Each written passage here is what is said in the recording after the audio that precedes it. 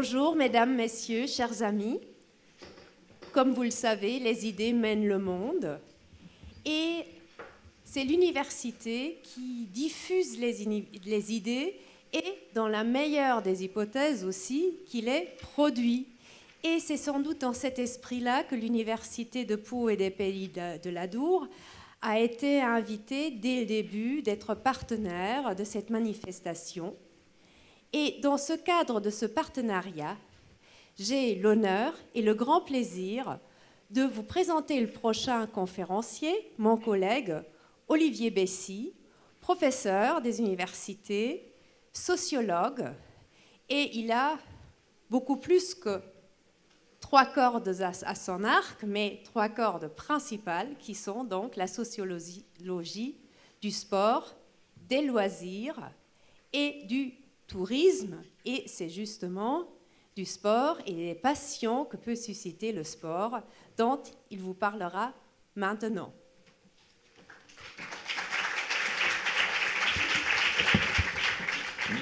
Merci Caroline pour cette présentation très sympathique. Bonjour à tous, merci d'être venus aussi nombreux. C'est toujours émouvant de parler devant autant de monde. Je vais essayer de vous traiter le sport entre passion et raison, en sachant que la complexité du sport m'empêchera de traiter tous les aspects passionnels liés au sport.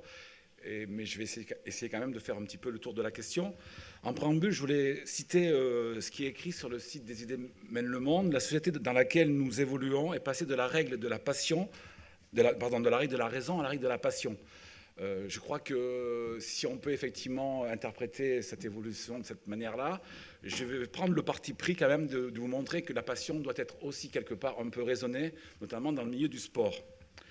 Donc je me considère comme un sportif. J'ai fait beaucoup de sport, je suis quelqu'un aussi de passionné et je pense être dans une certaine mesure un passionné du sport aussi.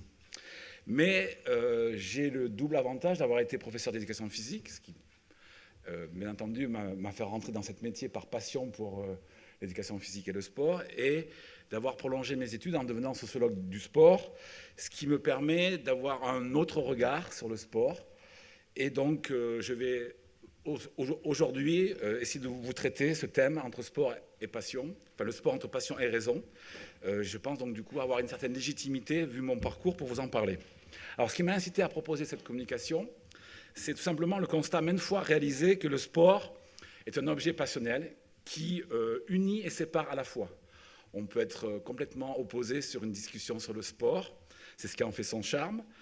Donc c'est un objet qui passionne au-delà du raisonnable, dans des conversations sans fin, ou au contraire que l'on ignore avec beaucoup de condescendance comme étant un gentil divertissement, voire un vil divertissement. Et du coup, on peut même avoir, je dirais, une certaine critique, voire une certaine impartialité par rapport au sport. C'est aussi le constat maintes fois réalisé que le sport, c'est un magnifique terrain d'expression. Je pense que dans la salle, il y a des gens qui sont tout à fait sur ce terrain-là. Une arène particulièrement cristallisatrice de passions individuelles et collectives, car il est proche des gens, il apparaît comme non marqué idéologiquement, quelque chose finalement de neutre, de presque futile, voire anodin. On verra que ce n'est pas forcément le cas. Dans cette conférence, donc, je voudrais, avec vous, dépasser un petit peu les clichés sur le sport, les images d'Épinal que les médias nous diffusent trop souvent, dépasser aussi une vision angélique et naïve du sport, comme si le sport n'avait aucun enjeu sociétal ou s'il n'avait aucun rôle dans notre société, bien au contraire. Mais aussi, donc, si vous voulez, essayer de dépasser la vision trop angélique, mais aussi dépasser une vision trop négative qu'on peut avoir sur le sport, et vous présenter une vision un peu plus réaliste, hein, afin de tendre vers des propositions sur un sportif, un consommateur, un acteur sportif critique de sa passion. Le sport, c'est un objet social, oublié des analyses contestataires de mai 68, qui véhicule avec lui l'idée d'un champ un peu en apesanteur sociétale, dont l'héritage est de considérer le plus souvent comme un simple jeu, comme un simple divertissement, même par de nombreux intellectuels d'ailleurs, qui considèrent que le sport, on n'a pas trop grand-chose à dire sur le sport, comme si la passion du sport finalement oblitérait toute forme de réflexion et de distanciation vis-à-vis de cet objet. Or, de nombreux travaux de sociologie que j'ai pu connaître lorsque j'ai commencé et je poursuivis mes études, qui datent du début des années 80, montrent que nous sommes en présence d'un véritable phénomène de société, qui n'est pas aussi neutre qu'il en a l'air. En effet, Marcel Mauss parle à propos du sport d'un fait social total, dans la mesure où il est totalement intégré à la société et où il représente dans un secteur particulier de la vie sociale, qui est le sport, le sens du système social tout entier. Finalement, ce que nous donne à voir le sport aujourd'hui, c'est ce que nous donne à voir la société. Norbert Elias, un sociologue anglais, écrivait « Nous sommes parfaitement conscients que la connaissance du sport est, EST, la connaissance de la société. Horizon constant d'images, de récits, de références, le sport pénètre désormais toutes les activités de la société, du loisir à la publicité, de la politique d'entreprise à la politique tout court. » Tous ces travaux donc, nous incitent, et ces quelques citations aussi, à questionner la passion du sport à la lumière du rôle et de la place que tient le sport dans notre société, en l'envisageant à la fois comme une passion bienfaitrice, on verra qu'il y a des effets bien entendu positifs, voire émancipatrice et intégratrice, mais aussi comme une passion qui peut être dévorante, violente, voire aliénante, afin de déboucher au final sur une approche privilégiant une passion éclairée, raisonnée et éthique du sport. En effet, il faut bien être conscient que l'on peut observer le sport avec des lunettes différentes selon comment on définit cet objet. On verra qu'il y a plusieurs définitions du sport possibles. Un objet protéiforme, complexe, comment on le perçoit, selon qui on est et selon la modalité sportive que l'on pratique. Est-ce qu'on est un pratiquant de sport de compétition, du sport performatif ou du sport santé, du sport jeu? En lien avec les attentes de chacun. Chacun, finalement, investit, s'engage différemment dans le sport. Commençons par définir le sport très rapidement à travers deux écoles. Les tenantes d'une définition extrêmement fermée et restrictive qui considère que le sport, c'est uniquement le sport de compétition réservé aux licenciés dans les clubs et géré par les fédérations, donc une définition très institutionnelle, très codifiée, où le sport, finalement, c'est l'affrontement contre soi ou contre autrui. Une deuxième définition, beaucoup plus ouverte et extensive, du sport qui considère ce dernier comme l'ensemble des pratiques corporelles auxquelles peuvent s'adonner les personnes, du marathon olympique au jogging, de la gym d'entretien à la gym sportive, de l'aquagym à la natation de compétition, jusqu'à la danse et au yoga, bien entendu. L'idée est de ne pas avoir de définition a priori, mais de laisser parler les usagers. Finalement, le sport, c'est ce que disent les gens quand ils pensent faire du sport. La diversité des discours tenus sur le sport, aussi bien par les usagers que par les scientifiques, montre bien la multiplicité des représentations du sport dans notre société en lien avec des définitions et des usages différents. Les passionnés du football, du vélo, de la course à pied ou encore du ski ou de la danse, et Claire Chazal nous l'a très bien exprimé ce matin, côtoient dans notre société des personnes indifférentes, voire même critiques vis-à-vis de ces mêmes sports. Le sport ne se conjugue pas au singulier, mais donc au pluriel. Ainsi, la passion du sport, ou pour le sport, doit être passée au tamis d'une analyse sociologique seule susceptible de nous aider à comprendre ce que représente ou engendre le sport dans notre société. Que veut dire être passionné de sport? Tous les passionnés du sport sont-ils des êtres exemplaires ou au contraire des personnes aliénées? Être passionné de sport nous exonère-t-il d'une réflexion sur ce qu'est le sport dans notre société et sur ce qu'il est devenu aujourd'hui? En bref, la passion du sport doit-elle être considérée comme une donnée naturelle, indiscutable, qui coule de source, ou au contraire doit-elle être discutée? Je pense qu'effectivement, elle doit être discutée, car le sport ou la passion du sport n'est pas bonne ou mauvaise en soi, tout dépend de l'usage que l'on en fait. Car comme tout fait social, il est en prise avec le fonctionnement de notre société et ne peut être considéré comme un en-soi, mais s'inscrit dans un système sociétal tout entier qui se trouve en interaction avec plusieurs sous-systèmes qui agissent sur lui et sur lesquels le sport agit. Le politique, l'économique, le socio-culturel, le technologique, l'urbanisme, le territoire, les médias. Mythe majeur de notre temps, le sport aujourd'hui est sorti du sport pour devenir un fait social total. Dans cet esprit, donc, après vous avoir un peu introduit le sujet, je vais vous traiter deux approches et je conclurai. Premièrement, le sport ou la passion de vivre, une passion bienfaitrice, émancipatrice et identitaire. Et deuxièmement, le sport ou la passion destructrice, une passion dévorante, violente et aliénante, pour finir par une passion éclairée, raisonnée et éthique. Donc premièrement, je regarde le temps, ça va. Le sport ou la passion de vivre. Le sport peut être appréhendé comme une véritable alchimie d'une passion partagée par bon nombre de personnes. De la plus ordinaire, la course à pied, par exemple, à la plus extraordinaire, participer au marathon de New York ou un grand événement. De nombreux sociologues se sont évertués à ignorer le caractère passionnel du sport, en lien avec ses dimensions imaginaires, sensibles et émotionnelles, présentes dans des formes extrêmement diverses et particulières d'expériences corporelles véhiculées par le sport. Or, quiconque dans la salle a fait un peu de sport dans sa vie en tant qu'acteur ou est devenu un spectateur, plus ou moins supporter d'un club, d'une ville, d'un pays, sait à quel point cette activité peut très rapidement se transformer en une véritable passion, car source de multiples sensations liées à la maîtrise gestuelle, liées à la production d'une performance aérobie, qui sont vecteurs d'émancipation et d'intégration. Le sport se prête en effet particulièrement bien à l'exercice de passions multiples, tant il présente de nombreuses et diverses formes d'engagement, susceptibles de renvoyer des feedbacks, des retours positifs à ses adeptes, tant il permet à chacun de s'exprimer différemment en fonction de ses capacités et de ses attentes, de se construire personnellement, de s'intégrer et de se valoriser dans la société. Passion du foot ou du rugby, passion du vélo, passion de la course à pied, passion du surf, passion du ski, on pourrait continuer la liste à l'infini, tant la passion du sport se décline à travers de multiples pratiques et spectacles sportifs. Hier, cette passion du sport concernait une minorité de personnes, issues très majoritairement du champ sportif compétitif, qui sublimaient cette dernière dans leur réussite au plus haut niveau, synonyme souvent de réussite sociale. Il y avait les sportifs et leur passion, et les autres qui les admiraient ou les ignoraient. Aujourd'hui, la passion du sport s'est massifiée, en lien avec la massification du sport et les évolutions de notre société, notamment le net accroissement du temps libre et des loisirs, qui a vu se développer un temps consacré à l'expression de soi pour soi.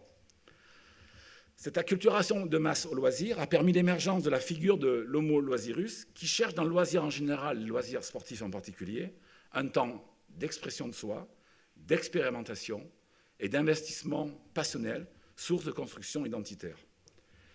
L'évolution de l'offre sportive en matière de pratique, mais aussi d'univers, l'évolution des équipements sportifs, des infrastructures, des événements, mais aussi l'élargissement de la demande sportive, féminisation du sport, qu'à voir le succès de la féminine, à Pau par exemple, pratique intergénérationnelle, processus en cours de démocratisation du sport, même s'il n'est pas achevé, en sont les principaux phénomènes observables. À titre d'exemple, si je prends mon exemple personnel, ma passion de la course à pied ne s'est pas construite à travers ma pratique de haut niveau ou ma reconnaissance en tant que champion. Ça peut être le cas, mais je voulais vous développer un autre cas. Elle s'est plutôt construite dans mon temps de loisir, à travers l'évolution de mon rapport à moi-même, par rapport à la performance, mon équilibre, une forme de ressourcement avec la nature, se retrouver avec soi-même, voire des formes de transgression, par rapport à mon rapport aux autres, nouveaux liens et modes de sociabilité, pas uniquement basés sur le fait de courir contre l'autre, mais de courir avec, de partager sa course, et aussi dans son rapport avec l'environnement, une recherche d'harmonie, d'osmose, d'écoute, de contemplation, que les différentes modalités de pratique, jogging, course hors stade, course nature, trail, raid, m'ont permis de tisser. Et aujourd'hui, l'augmentation de la demande, par exemple, en course à pied, s'explique de cette manière-là. Dans ce cas de figure, le sport est pratiqué parce qu'il plaît, parce qu'il est ludique, car il procure des sensations positivement perçues et offre des occasions infinies de jouer, au sens où Roger Caillois, un philosophe qui a écrit un ouvrage qui s'appelle « Des jeux et des hommes », l'explique très bien à travers une catégorie avec 4 formes de jeu, ce qu'il appelle l'agon, quand on joue en s'affrontant à quelqu'un, c'est à donner agonistique. Le jeu ilinx, le jeu on joue à se faire peur, c'est tout ce qui relève du vertige. Les jeux d'imitation, tout ce qui relève du mimicry, et les jeux de hasard, l'aléa, qui existe aussi en sport sous forme de paris, par exemple. L'essence du jeu réside dans son intensité, sa gratuité, et le pouvoir de surexciter et donc de passionner. Sport et jeu sont alors étroitement liés, car animés par l'esprit d'enfance, le plaisir, l'émotion, la liberté, la spontanéité et l'altérité. L'usager qui vit sa passion en tant que joueur, coureur, nageur, glisseur, freerider, adepte des sports extrêmes, est à la recherche de sensations hédonistes et positives qui vont lui apporter soit un bien-être physiologique, forme, santé, mais aussi un bien-être psychologique, équilibre mental, estime de soi, fierté personnelle, et enfin aussi un bien-être social, reconnaissance et valorisation de soi, émancipation, intégration, voire les trois réunis. Sublimée à travers de grands événements, cette passion s'exerce aussi en tant que spectateur. Le temps des Jeux Olympiques, du Mondial de football ou de rugby, du Tour de France, ou encore des matchs de la section paloise ou de l'élan béarnais pour faire couleur locale, en sont les preuves. Un véritable engouement, fortement relayé par les médias, s'empare alors d'un quartier, d'une ville, d'un pays, et se transforme en passion collective et identitaire. La passion s'exerce alors dans le cadre d'une communauté sportive, à l'occasion de situations collectives, vécues, de l'ambiance qu'elle porte et des sensations qu'elle permet d'éprouver. Cette passion du sport s'alimente également dans la capacité qu'offrent certaines modalités festives, à travers la fusion dans une immense fraternité par rapport à la vie sociale commune, qui a tendance à toujours classer et séparer. Cette passion festive, elle s'exerce dans un espace de transgression, un moment privilégié de désordre, de renversement des interdits et des normes sociales. L'exemple du marathon du Médoc, véritable carnaval de la course à pied, marathon de la démesure et de tous les excès, en est la preuve par excellence.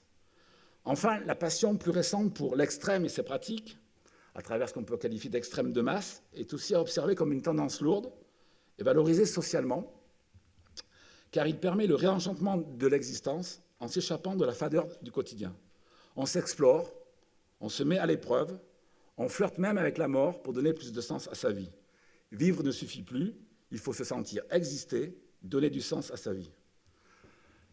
Dans ce cas-là, le sport peut être assimilé à une mort jouée, à une métaphore de l'existence qui attire tous ceux qui désirent sentir battre la vie plus fort dans leur corps en étant victorieux d'eux-mêmes.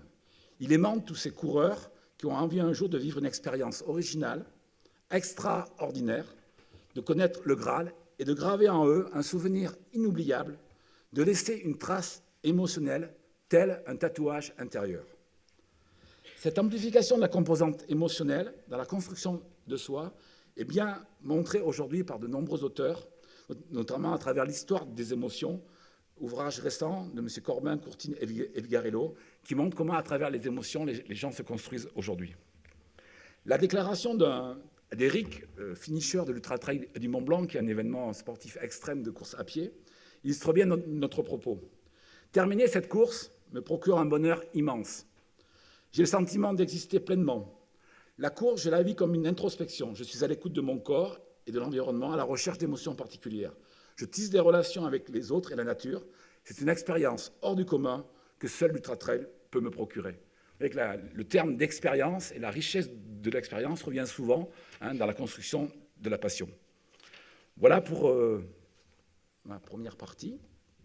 Ça va, je suis dans les temps largement. Donc, je vais donc enchaîner sur, après cette première partie, je dirais qui va dans le sens d'une passion positive pour le sport. Je vais, et c'est un peu mon rôle en tant qu'universitaire, développer avec vous, au risque de vous surprendre ou de vous choquer, une partie un petit peu plus critique sur le sport, parce que je pense qu'il faut aussi bien se rendre compte de ce qu'est le sport aujourd'hui. Donc, cette approche critique du sport s'inspire en partie de la théorie critique du sport, se réclamant du double héritage philosophique de Karl Marx et de Sigmund Freud. Je dis bien en partie seulement, car cette approche critique apparaît souvent comme trop radicale, même si elle est intéressante, prenant que les cas favorables à sa théorie, ne repose jamais sur des enquêtes empiriques sérieuses, et fait souvent des amalgames entre sport de compétition et sport de loisir. Et il me semble que là, il y a bien une différence quand même entre les deux.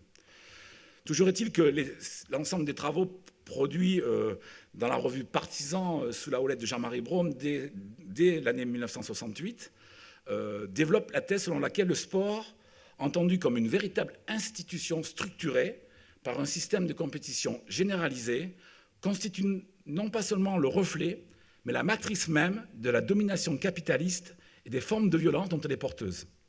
Elle participe de manière subtile à l'incorporation de ces valeurs, comme la course infinie au rendement, au progrès et à la mise en compétition généralisée. On peut citer 3 types de violences dans la dynamique de cette critique. Les violences physiques, qu'une trop forte passion peut masquer dans un premier temps, mais qui reviennent très rapidement, surtout lorsqu'on s'arrête, qui sont les plus connues dans le sport, essentiellement dans le sport de compétition et de performance, qui se manifestent à travers les troubles de l'alimentation et du sommeil, les blessures invalidantes, les effets néfastes sur le corps et la santé, les problèmes de croissance. Et on pourrait rajouter la liste. Deuxième type de violence, les violences psychologiques, dont le sport est porteur, à travers le fait que de nombreux pratiquants sont amenés pour être performants, parce que quand même le sport, c'est quand même avant tout la performance, à s'infliger des conditions de vie et d'entraînement particulièrement difficiles. Vie ascétique, sacrifice corporel, sacrifice temporel, voire sacrifice financier, emploi du temps surchargé, mais aussi à se doper, ce qui peut aboutir à des formes de déprime, à des burn-out, voire à la destruction de la cellule familiale, par exemple. Certains sportifs sont porteurs d'une pathologie psychologique, arrogeant le principe de plaisir au principe de réalité et soumettant leur corps au principe de rendement et de productivité. On se transforme son corps en un corps marchandise. C'est la théorie d'Herbert Marcuse. Le dopage généralisé, qu'on connaît tous, illustre bien cette passion dévorante et destructrice, dans la mesure où pour être performant ou être le meilleur, bon nombre de pratiquants, même amateurs, c'est plus dangereux parce qu'ils sont moins bien assistés et suivis, n'hésitent pas à recourir au dopage en se voilant les yeux sur les conséquences sanitaires, jusqu'à la mort prématurée. La liste est longue, de Pantani à Fignon, etc. Le culte de la performance, développé par Alain Ehrenberg, ou l'idéologie de la performance, qui enjoint la recherche permanente d'efficacité et de victoire, on se doit d'être un gagnant et surtout pas un perdant, irrigue notre société contemporaine. Il favorise le dopage dans le sport, du sport d'élite au sport amateur, comme dans la vie en général. C'est le règne de l'individu sous perfusion, vivant dans une société dopée. Troisième type de violence, les violences sociales, le plus souvent symboliques.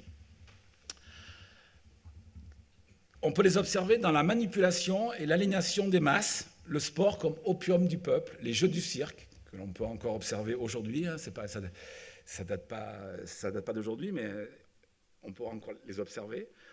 Le sport comme moyen d'infantilisation et d'encadrement idéologique de la population. Ça fait référence aux travaux de Michel Foucault, surveiller et punir, finalement, comment on contraint, comment on surveille et comment on punit la population pour la maintenir dans une forme d'encadrement, pour pas qu'il y ait trop de débordement, en fait. Hein. Ce type de violence est à mettre en relation avec la saturation de l'espace public par le spectacle sportif, qui fait référence au poids des relations de pouvoir qui induisent des choix imposés sous la contrainte de la situation, jusqu'à la perte de l'autonomie. Il s'explique aussi par le poids de l'idéologie sportive qui impose ses modèles, ses normes et ses valeurs, pouvant aller jusqu'à des formes d'instrumentalisation. Les champions par rapport à des marques ou des idéologies politiques, on voit comment à un moment donné les pays de l'Est utilisaient le sport comme moyen de propagande, mais aussi les amateurs par rapport à des canons corporels en vigueur, notamment toutes les pratiques d'entretien du corps, qui sont à la recherche d'une silhouette mince, tonique et hâlée, répondant aux canons corporels en vigueur dans notre société. Sur le plan des violences sociales symboliques, on peut aussi observer la reproduction des modes de domination des groupes sociaux entre eux, visibles dans les stratégies de distinction sociale médiées par certaines pratiques sportives, qui fabriquent de la distance sociale entre les groupes en fonction de leur habitus, pour reprendre un terme bourdieusien. On pourrait prendre l'exemple du golf, qui dans notre pays est beaucoup moins démocratisé que dans les pays anglo-saxons, qui est assez pertinent. Plus généralement, un sport ou une modalité de pratique sportive est délaissé par les groupes sociaux dominants qu'il avait investis en premier, lorsque ce sport se diffuse dans la société et que des groupes sociaux intermédiaires et populaires y accèdent. On peut l'observer dans beaucoup de sports. Isabelle, 44 ans, nous explique pourquoi elle n'est pas passionnée de sport. Pourquoi faudrait-il être passionné de sport ? Souvent, la passion cache un vide ou un mal-être dans l'existence. On entre dans une spirale infernale, on obéit à des codes, on se plie à un modèle, tout tracé, de lieux à fréquenter, de vêtements à porter, de régime alimentaire à respecter. Dès qu'on fait le moindre écart, on devient un hérétique. Je prendrai l'exemple du yoga, que je connais bien, où je constate que beaucoup d'adeptes ont du mal à ne pas respecter l'orthodoxie. Voilà un exemple qui montre qu'on peut effectivement ne pas rentrer dans le moule. Sur un autre registre, la passion du sport est aussi alimentée par la sphère économique et médiatique qui génère un certain nombre de dérives.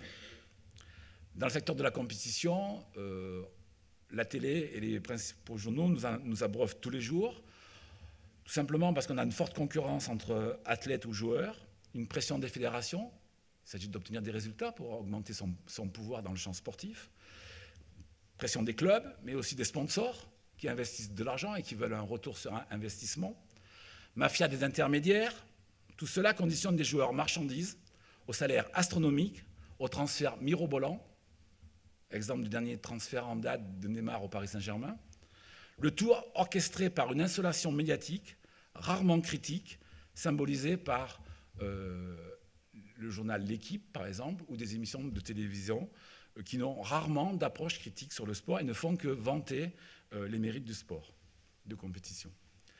Mais aussi dans le domaine du loisir, ce qui paraît un peu plus surprenant, qui a un marché à 2 chiffres et se caractérise par une surconsommation d'équipements et d'événements par les pratiquants. Si on prend le cas des équipements, on peut observer une surconsommation qui est attisée par les marques, à l'image de Nike, par exemple, qui est loin d'être exemplaire, puisqu'il paye ses ouvriers au lance-pierre et ne déclare pas ses bénéfices, puisqu'il est dans les paradis fiscaux.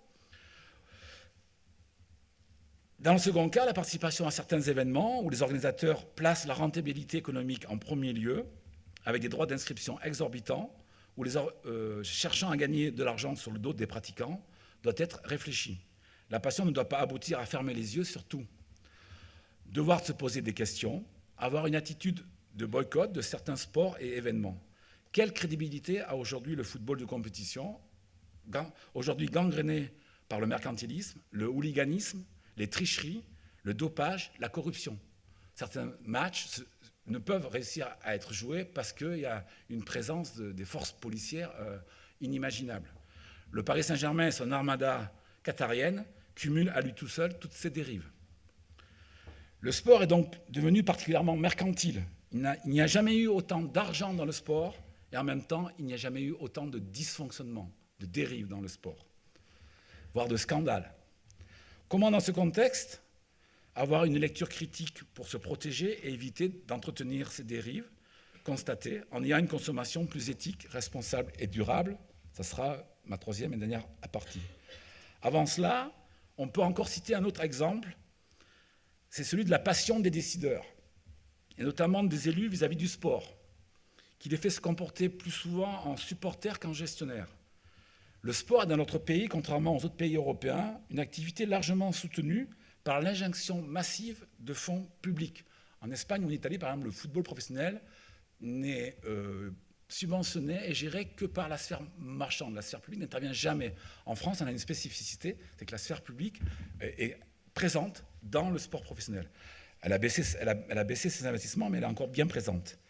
Les travaux de différents économistes du sport, Vladimir Andreev, Jean-François Bourg et consorts, pointent une grave défaillance dans les politiques de subvention aux clubs professionnels et dans le contrôle des dépenses. Des scandales à répétition ont éclaté dans toutes les grandes villes françaises, de Paris à Bordeaux, en passant par Limoges et Marseille. La Cour des comptes a d'ailleurs épinglé bon nombre de clubs de football, de basket et de rugby durant ces 20 dernières années, car ils avaient englouti des sommes considérables financées par les pouvoirs publics, totalement fascinés par la recherche de notoriété que confèrent des clubs aux bons résultats pour les villes et territoires concernés, surtout lorsqu'ils gagnent. Mais la gloire est éphémère. Donc on peut dire que le sport est trop souvent finalement un peu la danseuse, pour reprendre un terme familier, des décideurs, à qui on pardonne souvent, car le sport est encore majoritairement pensé de façon totalement irrationnelle. Oui, mais c'est du sport, c'est pas grave. Comment rendre raison aux élus des collectivités territoriales, aujourd'hui, afin qu'ils ne dilapident pas l'argent public en finançant aveuglément des clubs trop dépensiers et des événements surdimensionnés, trop coûteux et devenus inadaptés à la situation financière des territoires, mais aussi à la demande sportive dominante, aujourd'hui centrée sur les loisirs. Et parfois, on manque d'infrastructures pour ces pratiquants-là, alors qu'on a des super stades, des super enceintes pour le haut niveau. Je voudrais prendre, pour terminer sur ce registre-là, l'exemple des Jeux Olympiques, qui a fait couler beaucoup d'encre avec la candidature de Paris à 2024 que Paris donc a obtenue. Je crois que ça s'inscrit très bien dans cette réflexion et pose au moins 4 questions si on essaie de dépassionner un petit peu le débat. Première grande question, c'est comment progresser sur la géopolitique des Jeux afin de diminuer le déséquilibre nord-sud? Choix des lieux, toujours l'hémisphère nord, Médailles remportées, bénéfices engendrés et répartition des bénéfices totalement inéquitable. Tous les travaux géopolitiques du sport de Pascal Boniface le montrent bien. Deuxième question, les retombées économiques des Jeux Olympiques seront-elles à la hauteur des attentes et couvriront-elles les dépenses qui sont toujours exorbitantes? On parle de 6 milliards d'euros pour Paris et dépasse toujours le budget initial. Les Jeux précédents l'ont bien montré.